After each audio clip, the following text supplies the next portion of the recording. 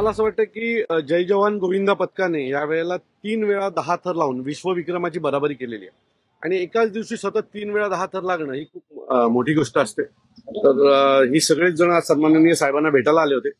2016ला ज्या वेळेला दहीहंडी सणामुळे बंदी आली होती त्यावेळेला सर्व मंडळांच्या पाठी सन्माननीय राजसाहेब खंबीर उभे होते.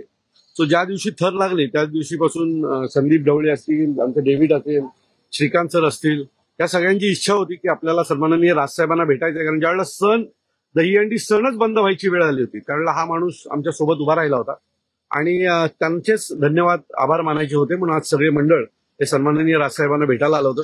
सगळ्यांची साहेबांनी जवळजवळ अर्धा तास गप्पा मारलेल्या आहेत आणि अनेक गोष्टी त्यांना सांगितलेल्या आहेत. सो मला असं वाटतं की सन्माननीय राजसाहेबांचं या सगळ्या मंडळाच्या बाबतीतलं प्रेम आज आम्हाला पुन्हा एकदा दिसून आलेलं आहे. सण उत्सवाच्या निमित्तानं खरं तर एक वेगळी बाजू जी आहे ती राष्ट्रपतींची बघायला मिळाली होती. मात्र जय जवान पथकाला एक वेगळ्या राजकारणामधून देखील जावं लागलं, अशी देखील एक. मला असं वाटतं की जय जवान गोविंदा पथक या सगळ्याला खेळ म्हणून पाहतं. ते कुठल्याही राजकारणात पडत नाही आणि एवढा सगळा वाद झाला त्यात त्यांची कुठल्याही प्रकारची स्टेटमेंट देखील नाहीये. मला असं वाटतं ते खेळाडू आहेत आणि त्यांच्याकडे आम्ही पाहताना खेळ म्हणून पाहतो किंवा खेळाडू म्हणून पाहतो.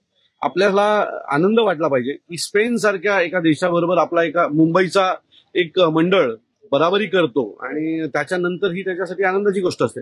सो तो मंडळ त्याला खेळ म्हणून पाहतो. त्या कुठल्याही राजकारणात त्यांची कुठलीही या दरम्यान स्टेटमेंट नाहीये आणि याच्या पुढेही मला असं वाटतं ह्याच्या पुढेही जर ते विश्वविक्रम करतील त्यावेळेलाही मंडळातील सगळी मुलं ही साधी मुलं आहेत, त्यांना काही कुठल्या राजकारणाची काही घेणं देणं नाहीये.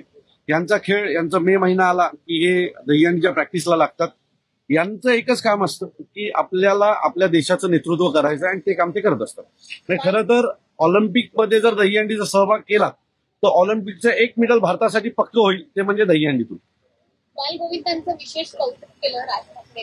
हो, काय म्हणाले बालगोविंदांना? त्यांना प्रत्येकाला साहेबांनी विचारलं कोण कितव्या थरावर असतं, वरती कोण चढलेलं, सगळी माहिती घेतली. त्यांना सह्या हव्या होत्या राजसाहेबांच्या.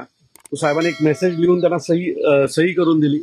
सो साहेबांचं तुम्हाला प्रत्येकालाच माहिती आहे की लहान मुलं असतील किंवा सण असतील याच्या बाबतीतलं प्रेम हे जगजाहीर आहे आणि तेही आज पुन्हा एकदा आम्हाला पाहायला मिळालं.